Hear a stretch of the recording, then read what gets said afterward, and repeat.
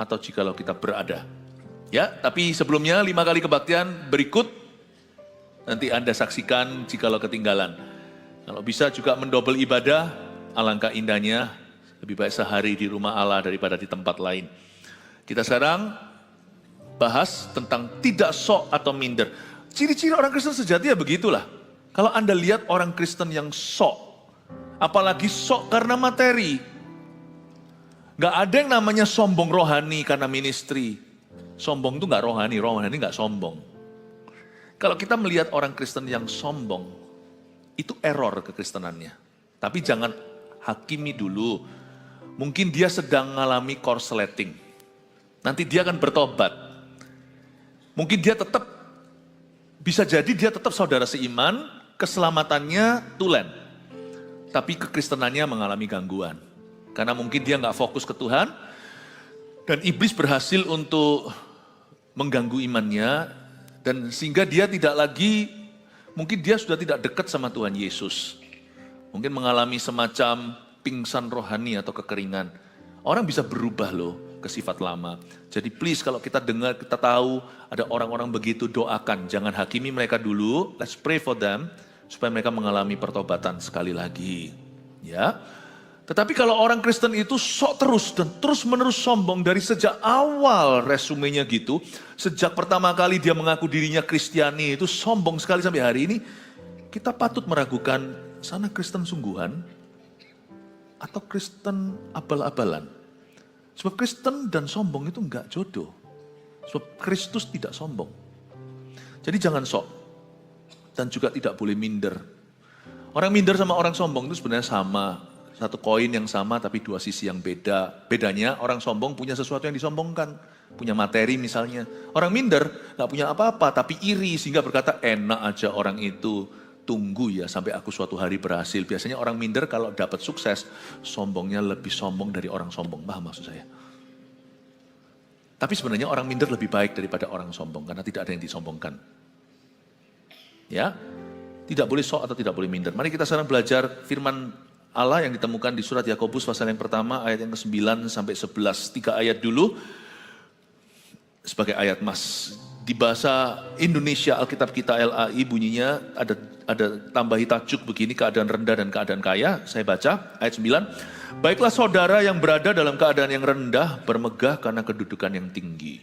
Dan orang kaya karena kedudukan yang rendah. Sebab ia akan lenyap seperti bunga rumput. Karena matahari terbit dengan panasnya yang terik.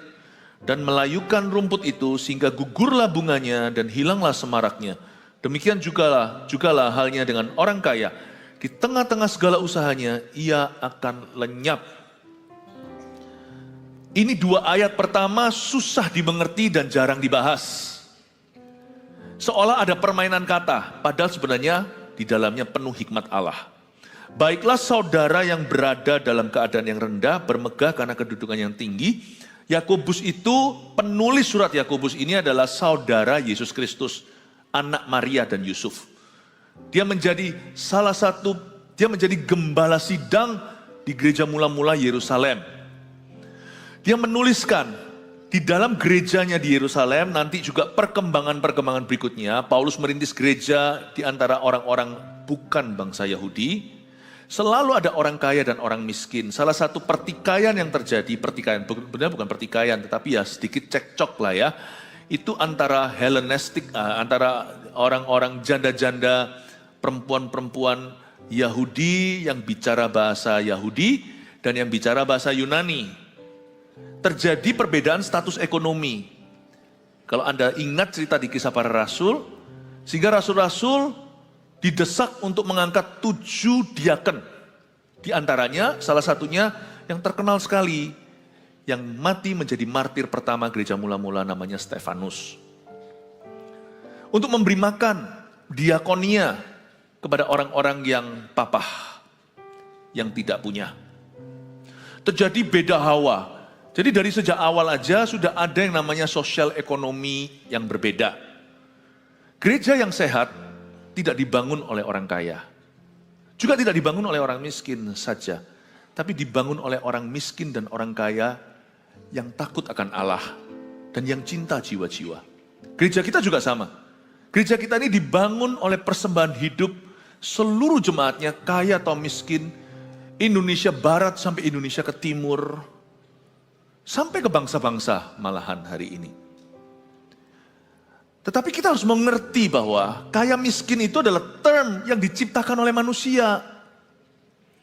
Sebenarnya tidak ada orang yang kaya, yang ada adalah orang yang lebih kaya. Gak ada orang miskin, yang ada hanyalah orang yang lebih miskin. Ada orang miskin, kalau definisi taraf di bawah taraf kemiskinan itu berarti kehilangan atau tidak punya sandang, pangan, papan. Tidak punya sandang, pakaian. Telanjang bukan karena sakit jiwa, tetapi memang nggak bisa beli pakaian. Ada beberapa tempat yang seperti itu di dunia ini, zaman dulu Mesirnya. Saya nggak tahu sekarang, saya nggak ngikuti Mozambik di Afrika. Yang buncit perutnya air bersih pun tiada. Susah. Pangan, makanan karena kelaparan, papan karena tidak punya rumah. Bukan karena homeless di jalanan by choice atau oleh karena pilihan. Karena memang yang beredar uang di jalanan itu ada mafianya. Itu jumlahnya miliaran setiap hari. Gak tentu sungguh-sungguh orang miskin karena nasib. Tapi karena memang justru membisniskan belas kasihan. Kecuali orang-orang yang tidak punya sandang pangan papan bukan karena kehendak mereka, maka jarang kita bisa katakan seseorang itu miskin. Lebih miskin mungkin dari orang lain. Tidak sekaya orang-orang tertentu, apalagi yang cuma 1% di dalam masyarakat. Ekonomi mungkin dipegang dengan segelintir orang. Tapi orang miskin yang sungguh-sungguhan ada di dunia ini, bisa jadi karena korban perang. Biasanya ada masalah-masalah sosial di negara mereka. Misalnya terjadi civil wars, terjadi perang saudara. Maka sungguh-sungguh kemiskinan itu suatu realita. Sebenarnya miskin itu perasaan, kalau bukan karena sandang pangan papan. Kaya juga perasaan gaya. Karena kita merasa kita lebih kaya dari orang-orang tertentu atau orang banyak. Tapi ada pepatah dalam bahasa Chinese, isan yu isan kau. Gunung, ada gunung yang lebih tinggi. Semeru, jangan gaya, ada Himalaya. Saya mau Anda mengerti dulu bahwa term ini susah. Supaya kita mengerti bahwa, supaya kita jangan sampai menjadikan materi kita, status kita, apalagi di hadapan Allah. Bahaya. Never do that. Misalnya kalau disebut kaya itu apa? Saya masuk ke filosofi dulu ya. Saya ajak Anda berfilsafat, tapi filsafat firman, bukan filsafat manusiawi. Bukan filsafat manusia, tapi filsafat kebenaran. Kalau misalnya contohnya 1 miliar itu, orang punya 1 miliar itu kaya. Kaya deh yang punya 1 M. Oke, kalau kita yang punya 999.900.000, kaya nggak? Oh ya tetap kaya lah, kan cuma bedanya 100.000 doang. Oke. Kalau kita yang punya 990 juta, jarak 10 juta, kaya nggak? Ya masih kaya lah, kenapa? Ukurannya siapa? Kita lah. Waduh, aku kalau punya uang segitu, bisa tutup utangku. Oke, 990 kaya ya, berarti 800 juta kaya nggak? Oh ya kaya. Oke, terus turunin lagi, 800 juta kaya, oke ya, udah ya, utuh ya, batasnya ya, lebih dari itu perlu visa loh, perlu imigrasi. 799 juta kaya nggak? Ya masih kaya lah. Tunggu dulu. Kalau orang itu tadi beranjak dari 1 miliar, 799 juta, dia merasa dia sudah jatuh, aku kehilangan 200 juta. 201 juta. Wah sakit hati nih. Kalau itu hilang di meja judi. Tapi kalau kita nggak punya 100 juta, kita lihat, wah 790 juta ya aku kaya tetap. Saya mau ajak Anda untuk bingung. Semua itu rekayasa. Kecuali sandang pangan papan. Saya tidak meniadakan fakta dan realita bahwa ada orang yang tinggal dalam taraf kemiskinan, di bawah taraf kemiskinan. Biasanya juga karena korban perang. Jadi masalah sesungguhnya itu tidak selalu ekonomi. Bisa juga terjadi karena war in the land. Terjadi persoalan politik yang serius di negeri. Kelaparan juga bisa karena bencana alam. Ya, bisa juga karena itu. We have to look into the real problem. Setiap problem ekonomi itu pasti ada problem yang mendasari. Itu pasti ada sesuatu. Paham ini ya Bapak Ibu ya. Tapi kalau kita tidak punya masalah sampai pada taraf sandang pangan papan, nggak apa-apa, hidup kontraan, tapi masih bisa ngontrak. Kita harus bisa merangkak dari sana, bersyukur dulu dan mengelola talenta, dan percaya Tuhan sanggup memberkati kita dari situ. Berikan tepuk tangan untuk Tuhan Yesus. Yang penting hatimu tidak iri. Saya masa yang punya 1 miliar tadi. Nah tadi itu belum selesai loh, saya ajak Anda bingung. 790 juta turunkan terus sampai 100 juta. Ulang lagi seperti 1 miliar tadi. Kalau 100 juta, kaya enggak? Ya kaya lah. 99 juta gimana? Jarak cuma 1 juta. Turunin sampai 100 ribu. Kaya enggak 100 ribu yang punya 100 ribu? Kalau ada orang tukang parkir liar di jalan, Anda kasih 100 ribu, dia langsung merasa hari itu dia kungsi fatcoy. Satu mobil parkir 5 menit kasih 100 ribu, kaya lah. It depends my friend. It depends, Anda lihat dari perspektif apa. Jangan lihat orang lain.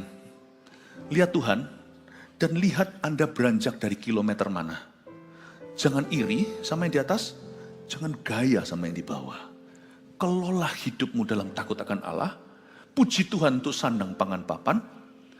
Asal ada makan, kata tertulis di Perjanjian Baru, asal ada pakaian. Beranjak dari situ, talentamu bisa bertumbuh. 1 talenta, 2 talenta, 5 talenta bisa menjadi 4 talenta dan 10 talenta. Dan pastikan hidup kita itu berjalan sesuai dengan firman Allah. Hidup dalam firman itu lebih baik dari yin dan yang.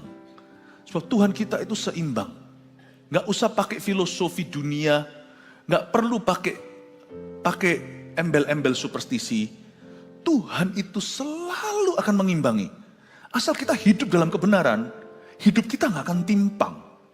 Kaya tidak akan salah, miskin tidak akan papah.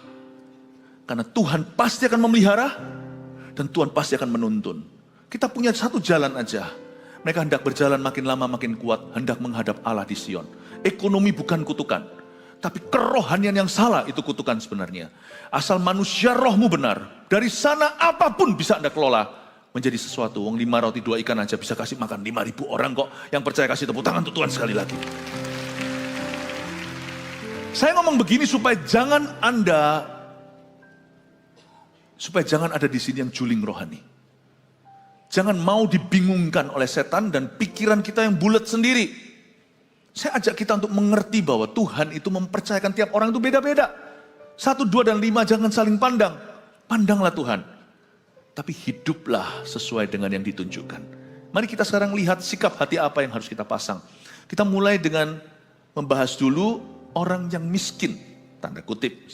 Ya, karena miskin enggak itu kan perasaan. Sekali lagi disclaimer-nya, kecuali karena sandang pangan papan, kita mesti tolong mereka. Tapi pertolongan kita secara materi mungkin tidak bisa mengentaskan semua masalah. Karena masalah dunia ini adalah dosa. Perang saudara contohnya, perang antar bangsa, jatuh di bawah taraf kemiskinan, musibah, bencana alam, siapa bisa ngerti. Tapi kita mesti lakukan bagian kita. Salah satu bagian gereja itu tentunya adalah membantu orang miskin di masyarakat. Tapi bukan itu satu-satunya. Kalau kita kira itu yang bisa mengubah dunia, kita salah. Yesus peduli nggak sama orang miskin? Sangat. Bahkan bukan hanya orang miskin, tapi orang yang pada saat itu terjebak tidak punya makanan 5.000 orang. Yesus kasih makan nggak tuh? Dari 5 roti 2 ikan, dikasih sama Tuhan. Tuhan nggak kasih mereka Injil doang. Tuhan nggak hanya kasih mereka sembuh, kasih mereka Roh Kudus. Tuhan kasih mereka roti, sekalipun manusia tidak hidup dari roti saja, tapi dari setiap firman. Tuhan kasih mereka makan. Jangan kita injili hati yang kosong, kalau perut mereka kosong pula, kita harus kasih makan juga. Saya ngerti itu tugas gereja, tapi jangan lupa, itu bukan misi utama Yesus Kristus, karena itu tidak akan mengubah orang untuk waktu yang lama. Karena masalah manusia itu bukan ekonomi, tapi dosa. Karena itu Yesus memberi 5.000 orang makan itu on the way, OTW dalam perjalanannya naik ke kayu salibnya di Kalvari atau Golgota.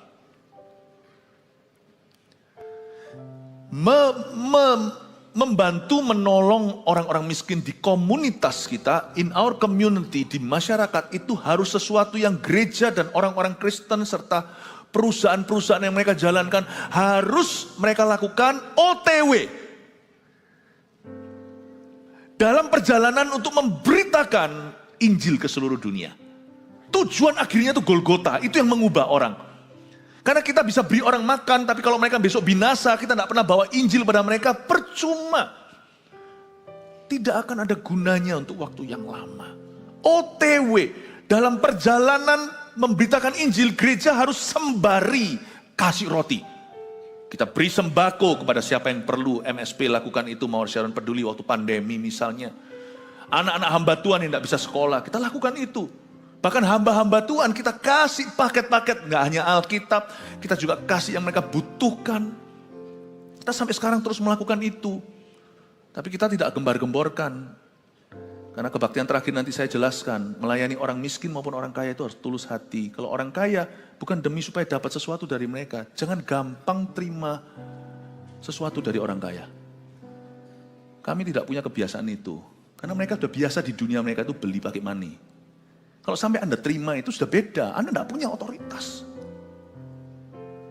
Orang kan begitu pikirannya yang porno ekonomi. Dekat-dekat sama orang kaya supaya dapat sesuatu. Ya itu kan menurut kamu. Makanya sana tidak bisa bicara kan ke mereka kan. Kami bisa bicara ke mereka. Karena kami tidak bisa dibeli sama uang mereka. Gitu, itu porno ekonomi itu, pikirannya yang begitu itu. Lalu menghakimi orang lain padahal dia yang begitu kalau ditaruh di posisi Anda.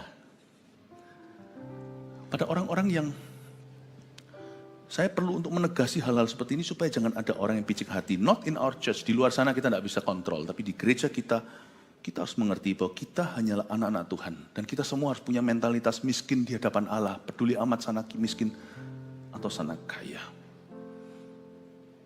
Saya mau jelaskan dulu dari orang-orang yang ini ya. Baiklah saudara yang berada dalam keadaan yang rendah, bermegah karena kedudukannya yang tinggi.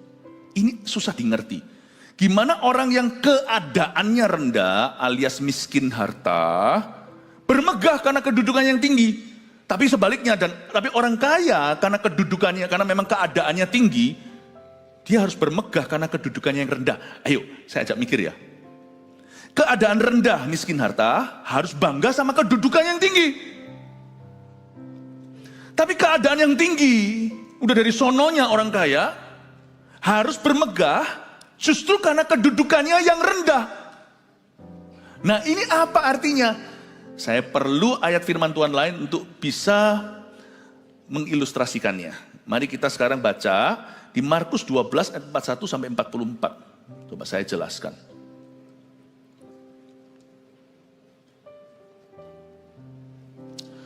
Persembahan seorang janda miskin. Pada suatu kali Yesus duduk menghadapi peti persembahan dan memperhatikan bagaimana orang banyak memasukkan uang ke dalam peti itu. Banyak orang kaya memberi jumlah yang besar. Lumrah lah. Ya, itu memang keadaannya. Mereka memang bertindak sesuai dengan keadaan mereka. Dan ayat ini tidak ditulis untuk mempermalukan mereka. Tetapi bukan kebanggaan ekstra. Karena memang mereka menjadi diri mereka sendiri. They were just being themselves. Saya ulangi, suatu kali Yesus duduk menghadapi peti persembahan dan memperhatikan bagaimana orang banyak memasukkan uang dalam peti itu. Yesus itu ada di peti persembahan dan dia melihat bagaimana kita memberi. Banyak orang kaya, tidak semua tapi orang kaya yang kikir juga banyak. Jadi saya sebenarnya kalimat berikut ini, banyak orang kaya memberi jumlah yang besar ini adalah kalimat pujian bahwa mereka ini punya yang namanya generosity, a generous heart. Punya hati yang murah hati. Banyak orang kaya memberi jumlah yang besar. Ya, tapi bukan kemuliaan ekstra. Lalu datanglah seorang janda yang miskin, ini lakon cerita. Lalu datanglah seorang janda yang miskin dan ia memasukkan 2 peser yaitu 1 duit. Maka dipanggilnya murid-muridnya dan berkata kepada mereka, aku berkata kepadamu, sesungguhnya janda miskin ini memberi lebih banyak daripada semua orang yang memasukkan uang ke dalam peti persembahan. Kalkulasi Tuhan ini beda. Dia berkata, satu orang ini persembahannya melebihi dalam neraca Allah semua orang kaya tadi yang memasukkan uang ke dalam peti persembahan ini. Kok bisa? Ini bukan hitung persembahan, tapi Tuhan ingin memberi kita sebuah pelajaran yang luar biasa.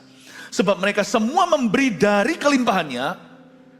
Karena orang banyak, orang kaya yang banyak tadi itu memberi banyak pula. Karena mereka memberi dari kelimpahannya, sudah selumrahnya, sudah sepatutnya. Tapi orang kaya yang kikir akan dicercah oleh masyarakat. Tapi orang kaya yang memberi hartanya, itu sudah sesuai dengan aplikasi dan ekspektasi semua orang. Oke? Tapi janda ini mengejutkan semua orang. Bahkan Yesus pun seolah-olah terkejut padahal beliau maha tahu. Karena tidak ada orang expect dia akan begitu. Tidak ada orang mengharapkan. Tapi janda ini memberi dari kekurangannya. Semua yang ada padanya yaitu seluruh nafkahnya. Ayat 42 diulangi, lalu datanglah seorang janda yang miskin. Coba bayangkan intimidasi di ruangan itu. Misalnya itu ada suatu persekutuan doa konglomerat semua. Kantong persembahan diberikan, pikiran janda itu bisa seperti ini. Kalau ini dia mikir begitu, ini mental kemiskinan. Kemiskinan itu bukan soal harta tapi mentality. Tapi Tuhan memuji janda ini karena dia tidak punya mentalitas demikian. Kalau kita jadi janda itu pasti mikir apa? Persembahanku itu apakah ada bedanya aku kasih atau enggak? Ayo. Jikalau kantong ya, cara gereja lama kolekte beredar, saya yakin kalau sana nulis cek itu miliar, yang sini masukkan ratusan juta minimal atau puluhan juta atau jutaan, masukin semua. Waktu kantong itu sampai ke kita yang melarat, saya yakin kita tidak akan kasih. Kenapa? Apa bedanya aku ngasih atau enggak? Iya kan? Tapi yang membuat Tuhan kagum adalah perempuan ini ngotot. Enggak boleh. Mereka kaya, ya sudah, itu kan memang mereka punya banyak harta. Tapi aku kan juga punya harta. Aku tidak boleh pass on this. Saya tidak boleh melewatkan kesempatan untuk mulia karena memberi kepada Allah. Dia mau bermegah atas kedudukannya yang tinggi. Aku juga seorang pemberi. Aku juga anak Abraham. Misalnya kalau Anda 5 bersaudara, 4 itu konglomerat, satu-satunya yaitu kita yang melarat. Papa keluar, kita ajak makan. Ya, lalu habis itu, karena 4 saudaramu itu semua kaya raya, mereka yang menentukan di restoran bintang 5. Uang saya hitung-hitung, cuman mampu kasih makan papa mama di tempat yang sederhana. Semoga papa mama menerima persembahanku ini. Lalu saya ngomong sama koko-koko saya, saya tidak mau berbelas kasih, karena biasa yang namanya kalau orang miskin secara harta lalu minder, itu biasa. Aku tidak punya apa-apa, tidak punya. Aku tidak bisa. Kalau ngomong sama orang minder itu susah. Kita jadi salah tingkah. Ya kan tidak seperti sana, bisa gitu. Kita harus jawabnya gimana? Pernahkah Anda digitukan sama orang? Ya kan saya nggak seberuntung sana gitu. Sebenarnya, aduh bisa makan di restoran. Nggak enak kan? Nggak enak. Kita ajak mereka makan, kita ajak orang makan, lalu habis itu, ya saudara kita mungkin ponaan atau mungkin sepupunya, iya ya kalian kan makmur ya, bisa makan di restoran gini. Jadi nggak enak makan itu, jadi rasa bersalah. Aku makan sup ini dosa. Doa jadi lama sebelum kita itu doa berkat, sebelum kita doa makan. Tuhan, kita harus demi sungkan. Kita doa tuh semua misionaris yang ada di rimba-rimba. Dan pada semua misionaris di desa-desa. Kayak rasa berdosa gitu loh. Order nasi goreng ekstra. Apalagi ada seafoodnya. Apalagi kalau nanti komentarnya begitu. Ya nak ya. Kita bersyukur hari ini bisa makan begini. Kapan seumur hidup kita bisa makan begini? Tidak seperti keluarga ini ya om ya. Keluarga om ini bisa makan gini setiap minggu. Kita jadi gak enak semua. Bahasa gitu tuh biasa.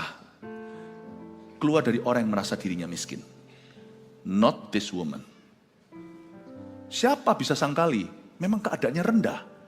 Orang lain kasih banyak, kasih miliar. Dia ini sepeser uang, cuma dua duit. 2 duit yang hitungannya sepeser uang, ya kan? Ia memasukkan 2 peser kebalik, yaitu 1 duit. Tapi waktu dia lihat, uangnya nggak cukup. Tapi malahan dak-dikduk hati, kakak-kakaknya semua order bintang 5. restorannya, papa mama makan di sana, tapi untungnya papa mamanya bijaksana seperti Yesus. Dia tidak membedakan status. Dia lihat anak ini berusaha, tapi dia jadi kaya. Anak ini berusaha, tapi belum juga sampai pada tujuan ekonominya. Makan sama-sama. Tiba-tiba anak yang paling miskin, anak yang paling kaya buka wine termahal, sekali, mahal. Yang satu order yang sirip-siripan. Dia di sini nggak bisa. Kalau di dalam ruangan gitu, pasti Anda terintimidasi sama kakak-kakakmu. Pasti 100%. Malah justru di ruangan seperti itu, wanita ini dengan mudah, bukan mempersembahkan 2 peser 1 duit, dia pasti minta pinjam duit. Bisa enggak sana spare me some peser? Bahasa Inggris campuran Indo. Bisa enggak saya dapat sedikit lah, 1-2 peser lah. Kan sana kaya kan? Kalau yang gitu terdengar di masyarakat. Orang Kristen kalau nggak lebih bagus dari itu, nggak bisa memuliakan Tuhan. Orang Kristen yang miskin ada, orang non-Kristen yang miskin ada. Orang Kristen yang miskin harus berada di atas orang-orang Kristen, orang non-Kristen yang miskin. Dalam hal wibawa dan buah-buah roh. Harus beda. Karena mereka miskin tanpa mengenal Allah. Kita miskin di hadapan Allah. Harus beda. Kalau orang melarat di tengah-tengah konglomerat, biasa mereka akan meminta sepeser 2 peser, atau minta kemurahan, minta bantuan, minta pertolongan, minta pinjaman. Tapi pikiran dia bukan untuk dirinya. Oke, sana punya banyak miliaran, aku cuma punya 1 duit, yaitu 2 peser aja. Aku gak bisa beliin papa mama abalon, aku gak bisa beliin papa mama makanan yang mahal, aku gak bisa beliin papa mama anggur yang termahal, gak apa-apa. Papa mama, dia memaksa. Izinkan saya, separate bill, aku gak mampu bayar. Ngomong sama kakak-kakaknya, lu orang bayarin itu. Izinkan aku, Pak, belikan dessertnya. Oh, makanan hidangan penutupnya. 1 pia. Kalau sampai tak dibuka di menunya, aduh harganya kok seperti gajiku. Turun ke supermarket terdepan, pia kacang hijau itu kan murah. Tapi kita ingat waktu kecil dulu papa mama belum gimana, suka makannya itu. Pak, tunggu ya, aku turun. Tak beliin papa pia. Papanya terharu. Oke, dan dia kasih 2 peser 1 duit. All he's got. Untuk belikan pianya ke papanya. Supaya dia merasa, aku gak perlu dibelas kasihin. Hani, aku gak perlu dibelas kasihani. Bukan sombong, bukan. Aku berusaha kok. Aku cuma punya sepeser, 1 duit, 2 peser ini bukan karena aku itu ngutang sama orang. Bukan karena aku jatuh bangkrut. Tapi memang aku pelan dapat profitnya. Aku gak perlu dikasihani. Kalau aku perlu minta tolong, pasti aku minta tolong sebagai keluarga. Tapi ini sekarang adalah hari besarnya papa mama. Kalian bisa kasih makan karena kalian punya uang. Puji Tuhan, aku bersyukur untuk kamu. Sukses ya, Ko. Tapi aku masih mau beli, aku bisa beliin papa kacang hijau, pia kacang hijau. Aku gak mau ketinggalan. Ini adalah suatu kedudukan yang tinggi. Aku sama anaknya di antara kita berlima. Aku mau berbuat sesuatu untuk ayahku. Thank you. Kalian take care bil-bil yang lain yang aku tidak bisa dengan persembahanmu yang banyak. Aku bersyukur punya saudara seperti kalian. Papa mama terpelihara. Tapi aku pasti akan berbakti. Yang kayak gitu gak kedengaran. Biasanya kalau melarat di tengah konglomerat, pasti minta bantuan. Dia enggak, aku mau mengambil bagian. Kolektor kalau lewat misalnya. Nggak mungkin, apa bedanya? Sana ngasih situ ngasih segitu. Apa bedanya yang kucemplungkan, kumasukkan di sini atau tidak? No, beda nggak beda. Hanya ini Tuhan persembahanku. Orang bisa memberi dari kelimpahan. Aku mau ambil bagian dalam pekerjaan Tuhan. Aku tetap akan memberikan. Itu beda. Itu mentalitas namanya. Kaya itu kan miskin hanya harta atau hanya materi. Mentality itu pilihan hati. Bapak ibu saudara, kenapa kamu tidak terintimidasi di tengah-tengah orang-orang yang kaya luar biasa di satu ruangan? Dia tetap maju, mungkin dengan agak minder-minder, tapi dia tidak ikuti keminderannya. Dia memasukkan persembahan itu di hadapan Yesus. Dia masukkan ke sana dengan tulus. Dan Yesus berkata, yang ini berguna, persembahan ini. Yang ini mulia. Karena ini lebih banyak. ini jauh lebih berguna. Ini bisa tutup berbagai macam bills. Tapi aku tidak akan pernah lupakan orang ini memberi. Jikalau orang ini kuberi kekayaan, mereka akan memberi lebih dari orang-orang kaya ini. Cuma dia belum diberikan berkah itu aja sama Tuhan. Paham maksud saya Bapak Ibu Saudara? Dari sini kita mengerti ayat ini. Berbahagialah, baiklah saudara yang berada dalam keadaan yang rendah, bermegah karena kedudukannya yang tinggi. Jangan ada pikiran, apa bedanya ada aku atau tidak? No. Pengabdian kepada Tuhan itu personal. Aku mau tetap ambil andil di dalam pekerjaan Tuhan. Dan dalam mentalitas, jangan mau dirimu dibelas kasihani. Minta tolong harus perlu. Yang lebih kasihan adalah orang yang sudah miskin harta, gengsinya tinggi selangit.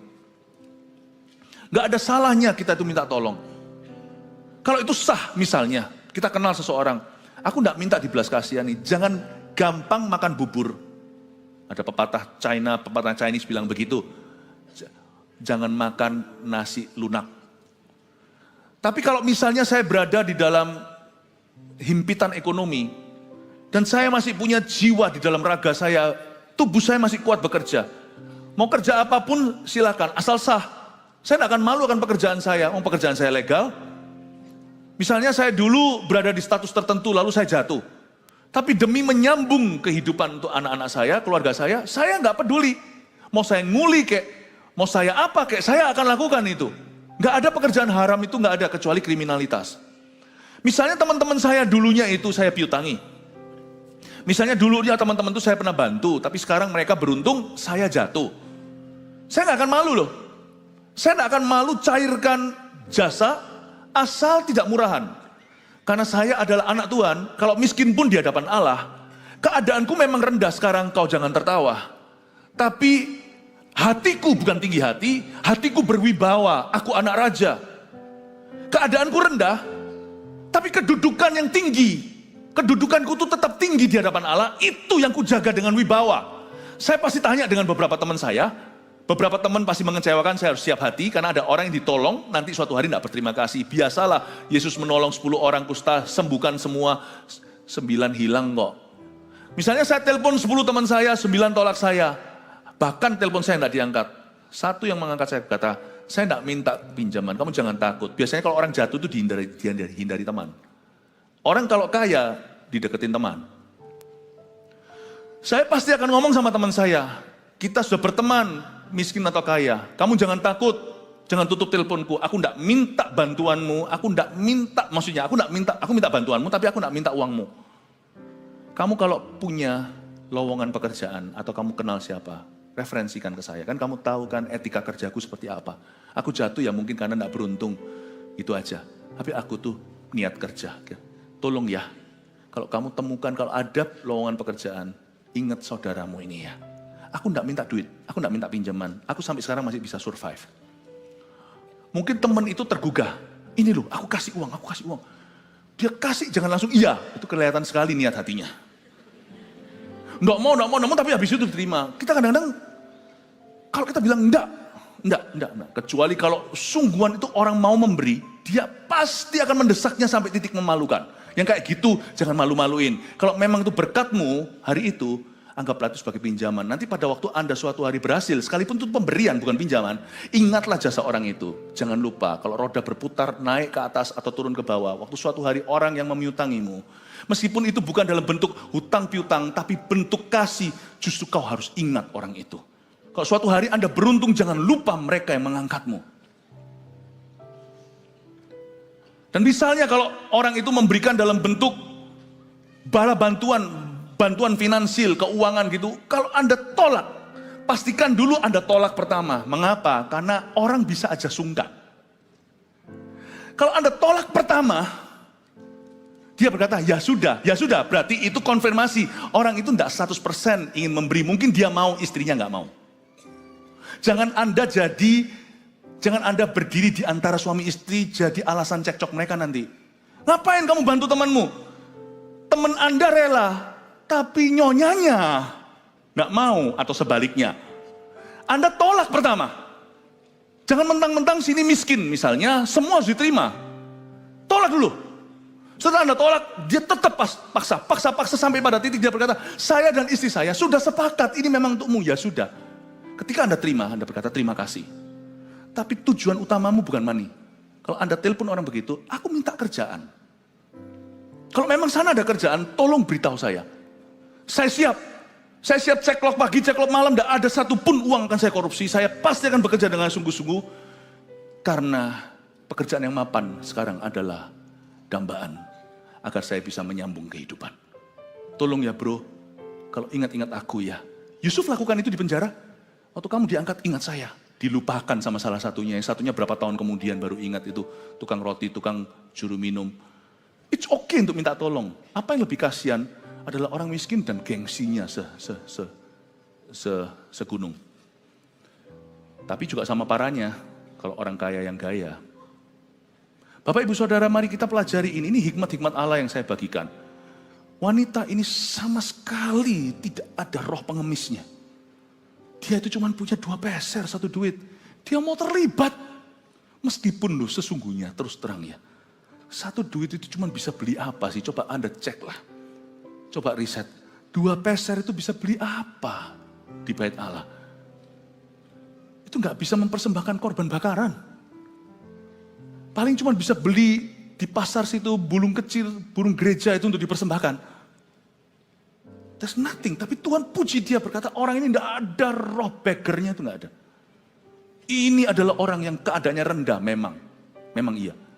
Tapi dia bermegah atas kedudukan yang tinggi. Aku anak Abraham. Bukan gengsi yang bodoh dan konyol seperti yang saya tadi ceritakan dan peringatkan, jangan kita menjadi orang demikian. Tetapi orang ini tidak ada roh mengasihani diri sendiri. I love this. Mari, kalau kita memang harus miskin hari ini, setiap kita pernah di sana. Dan jangan pernah kita merasa bahwa harta adalah suatu jaminan yang pasti, karena kita semua juga bisa kembali ke situ. Naik ke atas, ingat Tuhan.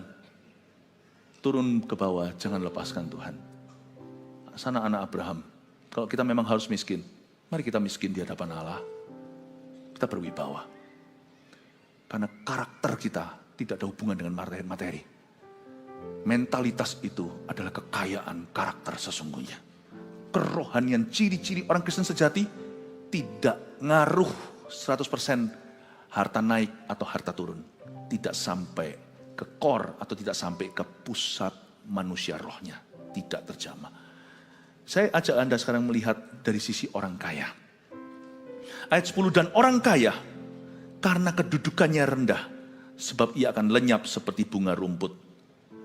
Orang kaya keadaannya kan tinggi. Dia harus bermegah karena kedudukannya yang rendah. Saya kasih ilustrasi. Buka sekarang dengan saya di Lukas 14 ayat 7 sampai 11. Lukas 14 ayat 7 sampai 11. Jadi ayat ini Yesus bukan anti kaya bela miskin loh ya. Enggak sama sekali. Apalagi di kitab Yakobus ini seperti yang saya katakan tadi, di gereja mula-mula sampai gereja-gereja non-Yahudi selalu ada orang kaya dan orang miskin yang sama-sama menyembah di satu gereja. Misalnya beda profesi pun ada yang jomplang sekali, misalnya Filemon dan Onesimus. Yang satu adalah tuan, yang satu adalah hamba. Yang satu orang yang sangat berkuasa, dia cikal bakal GMS sampean. Gerejanya Paulus di Kolose itu betul-betul yang buka jalan, yang menyediakan tempat, karena memang dia punya berkat, memang ada tempat. Gereja Kolose itu bermula dari rumah orang-orang seperti ini.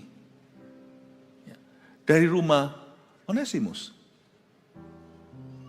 Dari rumah Filemon. Lalu Onesimus itu tawanan, hamba pelarian, lalu ditangkap, masuk penjara, sama-sama worship di gereja yang Paulus dirikan. Sama-sama. Ini bukan tentang orang miskin atau orang kaya, ini tentang orang Kristen. Ini bukan ciri orang Kristen, miskin atau orang kaya. Makanya saya bingungkan Anda dulu pertama-tama. Tidak ada yang namanya term kaya miskin itu, tidak ada. Itu buatan manusia, kecuali sandang pangan papan. Sudah mulai di level itu ya, goyang.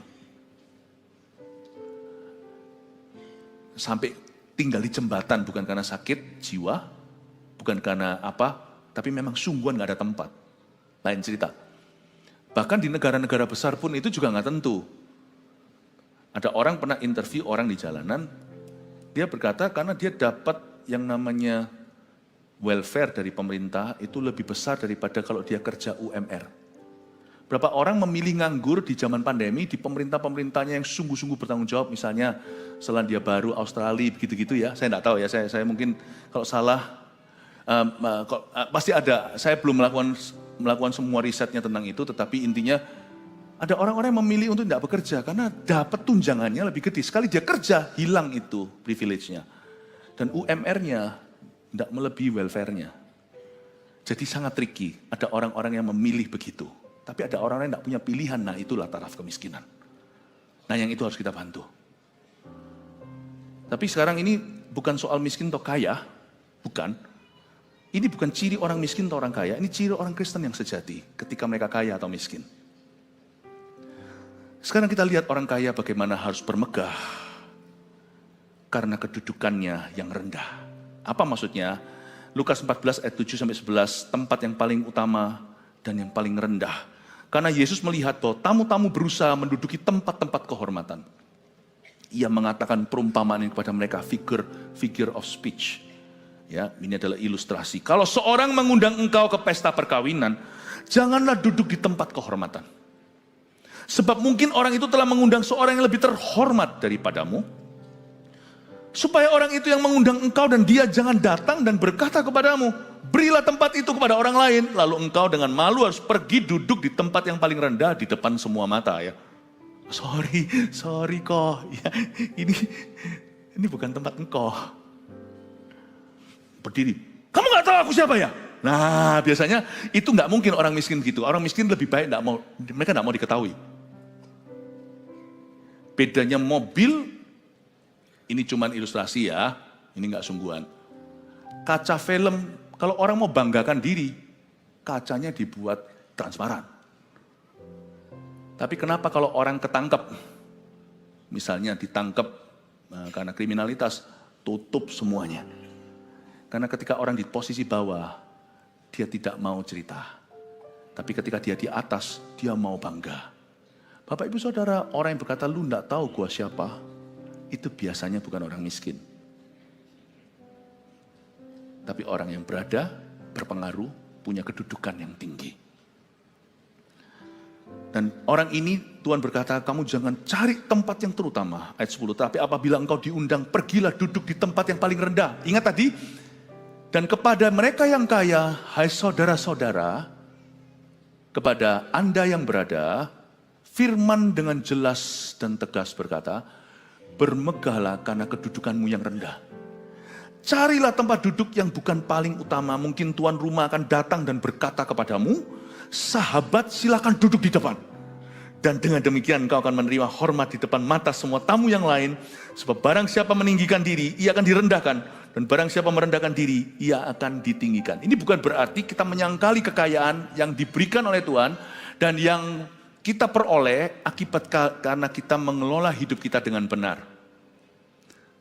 Ada pepatah berkata begini di kitab Amsal, ada orang yang hemat-hemat, kikir-kikir, ya pelit-pelit, semakin berkurang hartanya. Tapi ada orang yang menyebar harta semakin bertambah.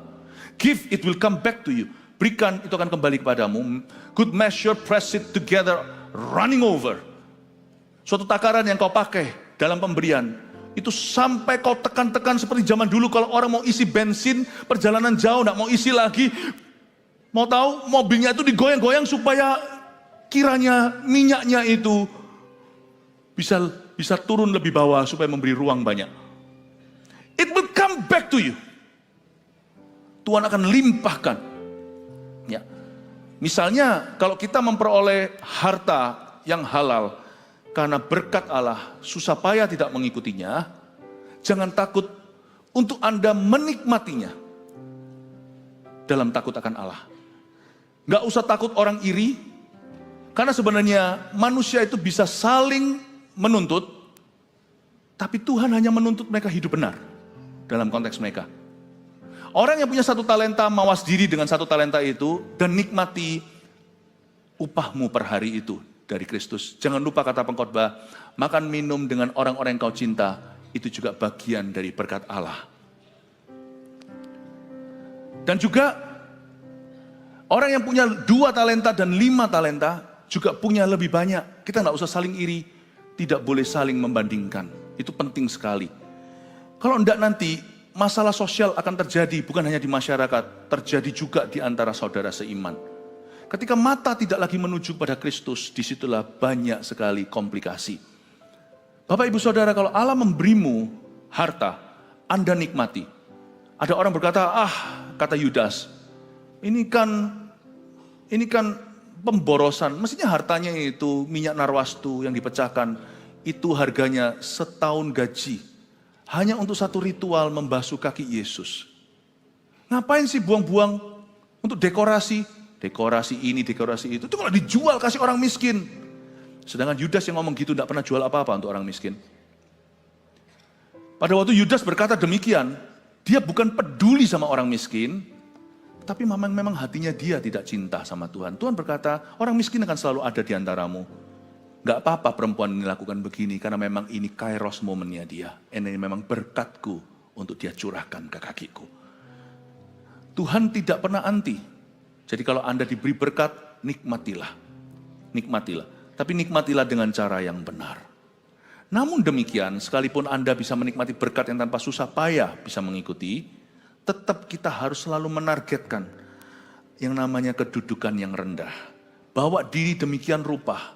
Kalau kita mau mengikuti semua ekspektasi manusia, bahkan kalau kita hanya pakai koteka pun orang tidak akan puas. Paham maksud saya? Sebenarnya lucu. Misalnya saya lebih tidak punya daripada orang di atas saya. Saya bisa dengan gampang kan tuding orang itu kalau ininya dijual kan, ini dijual. Tapi kita terus pegang HP. Mana HP-nya? Kasih saya HP. Orang itu, ini HP ya.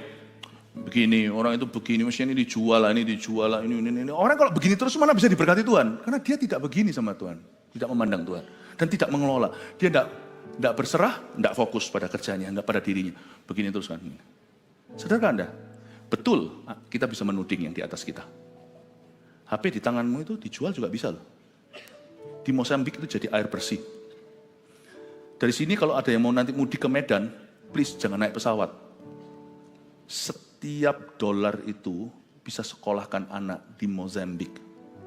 Tolong jalan kaki ke Medan dari Surabaya. Naik travel. Naik travel juga jangan, itu mobil, itu kemewahan. Mereka di Afrika itu jalan lewati kali-kali buaya. Jual itu, jual sepatunya, besok gosok gigi, mandi pakai batu apung. Gosok gigi, jangan pakai sikat yang sama untuk kosek WC, kosek giginya. Nggak usah pakai odol. Ambil daun-daun yang akan ada wangi-wangi. Kalau sampai koteka pun kita nggak bisa entaskan kemiskinan dunia. Terima kasih untuk HP-nya, mestinya dijualin. Jangan turuti ekspektasi manusia. Nggak mari-mari. Hidup seimbang dalam Tuhan. Tapi sikap hati harus selalu mengejar keadaan yang rendah. Keadaan. Bukan keadaan apa? Kedudukan yang rendah. Maka Tuhan dikatakan di sembah, barang siapa meninggikan diri, ayat 11, ia akan direndahkan. Barang siapa merendahkan diri, ia akan ditinggikan. Bayangkan, saya kasih satu ilustrasi, misalnya dalam gereja. Misalnya kalau ada orang kaya di dalam gereja, ya datang. Orang kaya itu yang berhasil bisnisnya, biasa. Kalau yang pinter, seorang investor, uang itu bekerja untuknya. Itu sudah bahasanya bisnis. Money is working for me. Nah kalau kita masuk ke gereja, only money is working for you. What's the difference? What's the difference? Apa bedanya? Tidak ada nilai ekstra. Tidak ada yang namanya kedudukanmu yang lebih tinggi. Karena memang itu sudah kedudukanmu yang tinggi di luar sana. Itu sama saja, tidak ada upgrade apa-apa di dalam hadirat Allah. Karena biasa, loh, kalau kita money working for us itu lumrah. Toh uang pasti akan menuju sesuatu. Tapi misalnya kalau ada orang kaya, saya kasih contoh. Ya, Lalu habis itu datang berada di sebuah gereja. Meskipun money working for you, kita bisa memberikan persembahan contohnya. Tapi tangan kanan kau beri, tangan kiri jangan tahu. Kita memberi itu tulus kepada Yesus dan karena kita tahu dan mengerti misi tempat itu. Lalu kita mendaftar di Servolution. Misalnya jadi usher. Saya tidak pernah jadi usher di dunia saya, mungkin dia berkata. Di dunia aku semua orang melayani aku. Bahkan aku buat kopi sendiri aja nggak bisa kok. Buka pintu aja sudah ada 7 yang langsung bukain kok. Aku jadi usher, anterin orang ke tempat duduk. Orang-orang yang tidak segaya aku misalnya. Itu justru nilai ekstranya. Amin. Misalnya suatu hari lagi arahkan satu orang, dan orang ini kenalannya semua pejabat-pejabat tinggi. Lalu tiba-tiba ada satu orang namanya gereja, itu bukan hanya rumah sehat. Tapi orang yang pertama kali datang juga banyak yang masih sakit. Lalu masuklah, ditutup masih yang sebelah sini belum, tunggu jemaat penuh sebelah situ. Buka, aku mau duduk di sana. Langsung nyala. Karena di dunianya nggak pernah dibentak siapa-siapa. Orang-orang tinggi-tinggi petinggi semuanya kan begini sama dia. Aku mau duduk di sana, aku mau duduk di sana. Hah? Kamu kok asyir yang jahat, hah? Jangan kepancing. Puji Tuhan itu ujian, keadaanmu sudah tinggi di luar situ, jangan kau bawa di hadirat Allah. Keadaanmu, carilah kok kedudukan yang rendah. Oh ya maaf ya Pak, maaf ya. Itu sesama teman asyir beberapa yang kenal Anda. Wow! Ini orang yang bentak dia nggak tahu dia itu siapa. Saya berharap nanti suatu hari asyir di gereja kita itu juga ada di antaranya jenderal-jenderal.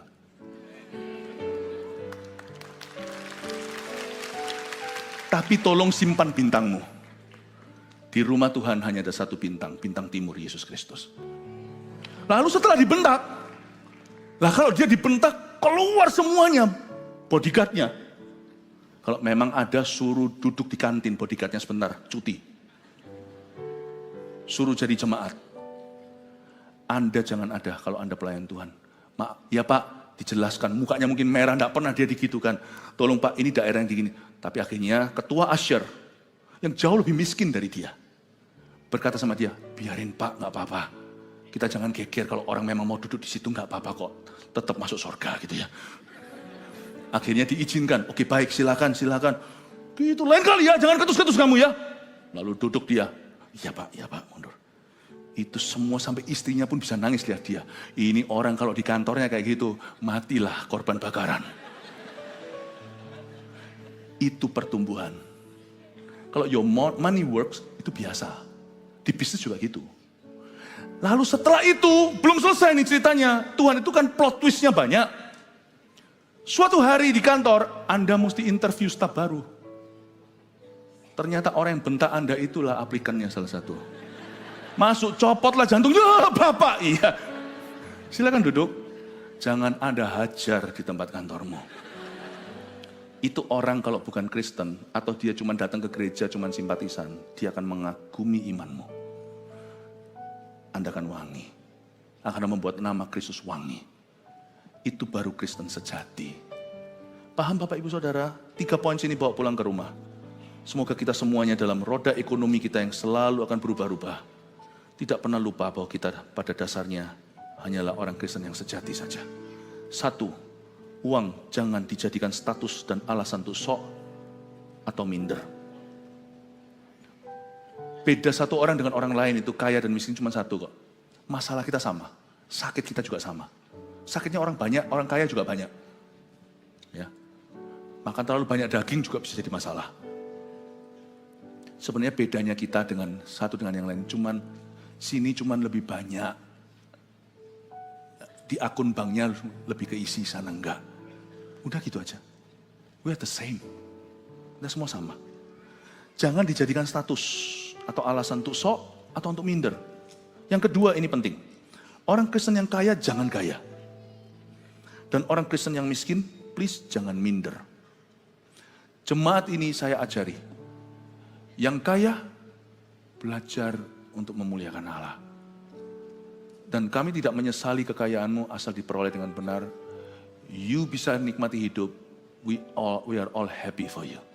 Ya, tapi yang miskin, jangan minder please. Nanti Anda akan temukan di masyarakat, orang-orang biasa-biasa maka tidak berada. Tapi percaya dirinya dan tanggung jawabnya, wibawanya, itu jangan heran kalau berkeliaran di masyarakat itu yang kayak gitu. Itu jemaat-jemaat GMS terkasih. Kasih tepuk tangan untuk Tuhan. Yang ketiga ini penting. Orang yang sukses namun tidak bergereja dan melayani Kristus adalah orang yang gagal. Ini ayat 11. Saya ulang. Karena matahari terbit dengan panas yang terik dan melayukan rumput itu sehingga gugurlah bunganya dan hilanglah semaraknya. Demikian jugalah halnya dengan orang kaya. Pahami ini.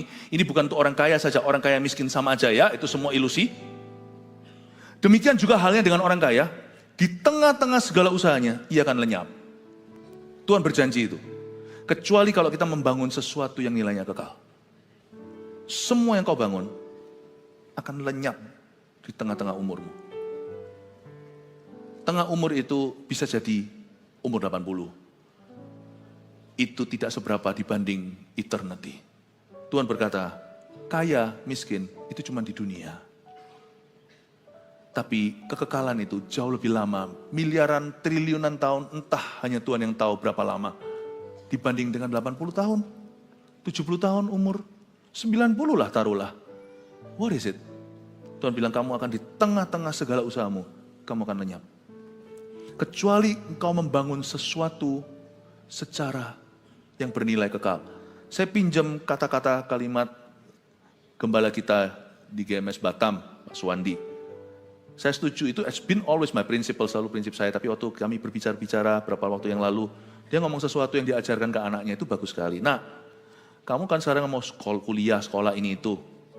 Ingat ya, orang itu mau sesukses apa kalau dia nggak bergereja. Dan kalau dia tidak melayani Kristus dan maksud Kristus dalam hidupnya, dia orang yang gagal. I love it. Saya suka gembala-gembala kita itu punya prinsip-prinsip yang baik dan benar.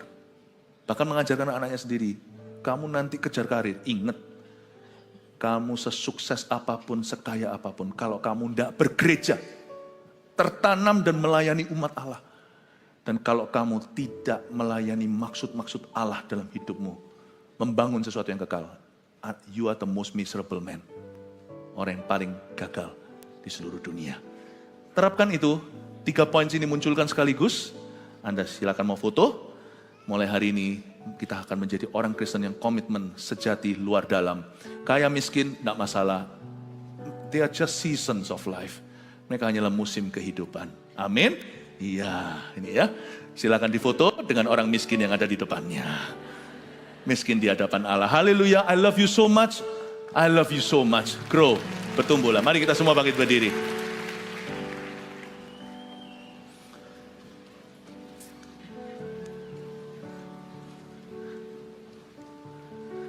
Suatu hari saya pernah pelayanan di Korea, 2009, long time ago, sebelum ada GMS di sana. Sebuah gereja terbesar di dunia. Waktu itu ada satu acara saya jadi pembicara. Ada seorang hamba Tuhan dari Asia, dari Singapura, yang kebetulan juga menjadi pembicara malam sebelum saya.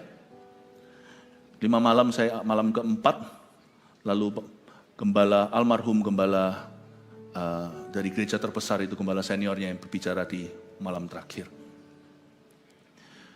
2009, so long time ago, 15 tahun lalu. Waktu saya di sana kami dilayani anak muda, dilayani dengan orang-orang beberapa simple, sungguhan simple. Beberapa orang-orang tua, rambut pun sudah tipis. Gitu. Maaf kalau ada kesamaan ya. Aduh perutnya juga sudah kelihatan gitu ya, tapi pakai jas gitu. Orang Korea gitu. Korea udah ketahuan dong. Ya di Korea ya betul. Lalu habis itu kita mereka melayani loh. Dan gereja Korea itu lucu. Kita nggak bisa tiru, saya rasa itu berkat tersendiri. Setiap negara itu, gereja-gereja itu ada rahmat Allah, ada duanya, ada kasih karunia. Itu mereka setelah selesai itu makan. Jemaat ribuan itu makan sama-sama. Ya, mungkin itu kebudayaan ya. Kalau kita kasih makan, nggak cocok semua. Budaya kita kan, Korea cuma satu budayanya gitulah ya. Kalau Indonesia itu kan Sabang sampai Merauke beda banget. Mau makan kelelawar.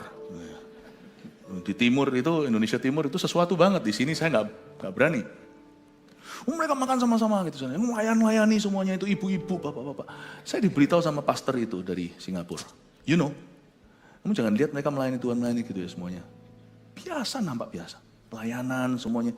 Hospitality yang jadi tim yang untuk menjamu, ngatur ini itu. Yang nyetirin itu bukan supir. Yang nyetirin, ajak ke sana sini, pembicara juga semuanya. Saya dibisiki sama pendeta itu. These are billionaires. Hah? Ini semua billionaires. Saya bilang makanya Korea diberkati ya. Kayak gitu. Ini semua bilioner. Jadi mereka melayani kayak gitu. Uang bekerja untuk mereka biasa. Tapi mereka juga mau. Kok enak cuman uangku bekerja. Ini papa aku tahu. Yesusku ini. Aku mau bekerja untuk dia. Orang kaya masuk CG. Dimuridkan MSG 1. Come on lah. MSG 1. Sana masuk company-ku harus interview. Aku MSG 1. MSG 1 lah.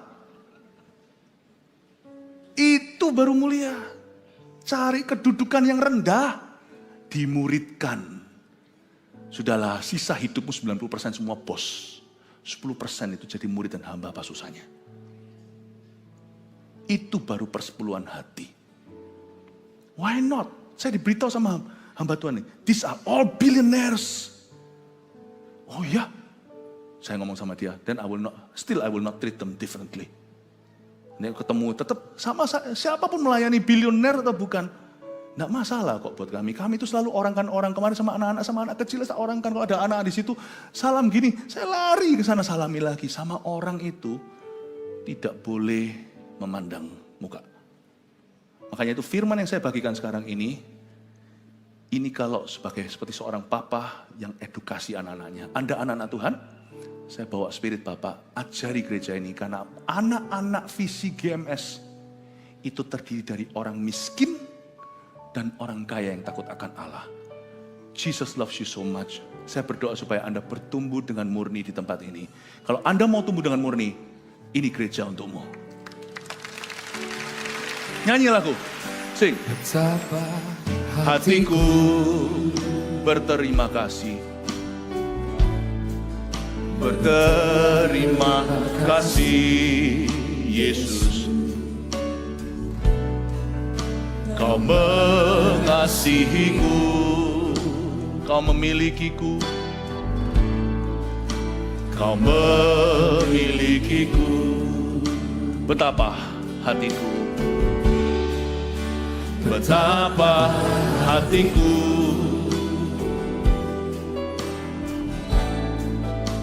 berterima kasih Yesus.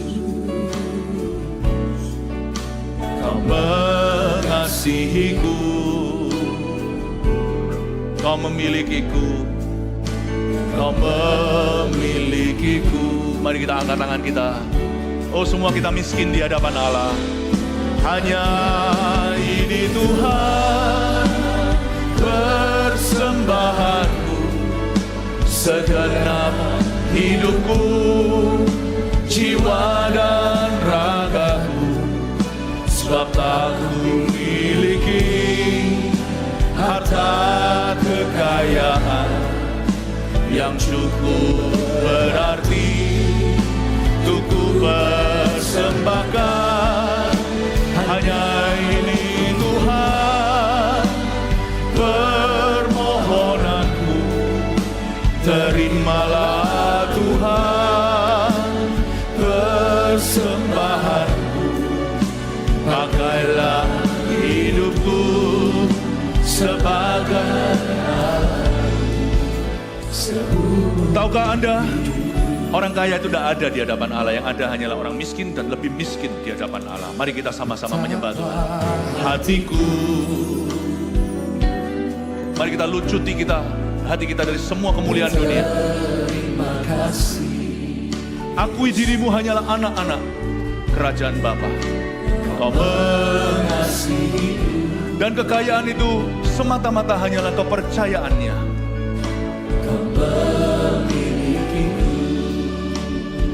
Betapa hatiku Tuhan betapa hatiku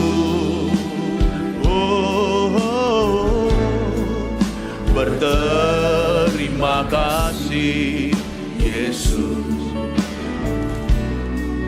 Kau mengasihiku, haleluya. Kau memilikiku. Hanya ini Tuhan. Mari sama-sama di hadapan Tuhan. Hanya ini Tuhan, persembahanku, segenap hidupku, jiwa dan ragaku. Sebab tak memiliki harta kekayaan yang cukup berarti untuk ku persembahkan.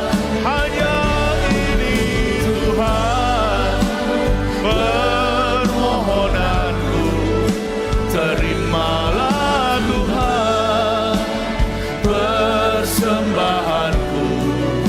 Pakailah hidupku sebagai alatku seumur hidup. Saya mau dedikasikan kebaktian ini untuk orang-orang yang sedang mengalami masalah dalam perusahaan dan pekerjaannya. Di tempat yang ada space altar call, maju GMS di mana-mana. Yang nggak ada, angkat tangan saja. Kalau Anda hari ini bangkrut, near bankruptcy, Anda punya masalah keuangan serius, dan Anda sedang dalam problema pekerjaan yang cukup besar, silakan maju ke depan. Saya dedikasikan ibadah ini untuk orang-orang yang bergumul, untuk orang-orang yang kalah, untuk orang-orang yang tidak punya, tidak bisa, untuk supaya kita angkat sama-sama. Dan semua kita yang hari ini tidak mengalaminya, mari kita berbelas kasih, karena roda sekarang berputar di bawah bagi mereka. Mari kita sungguh-sungguh berdoa supaya Tuhan angkat mereka. Kalau Anda orangnya maju ke sini, mari kita sekarang ulurkan tangan kita ke depan. Mari kita berdoa di dalam Roh Kudus. Saya percaya kuasa doa.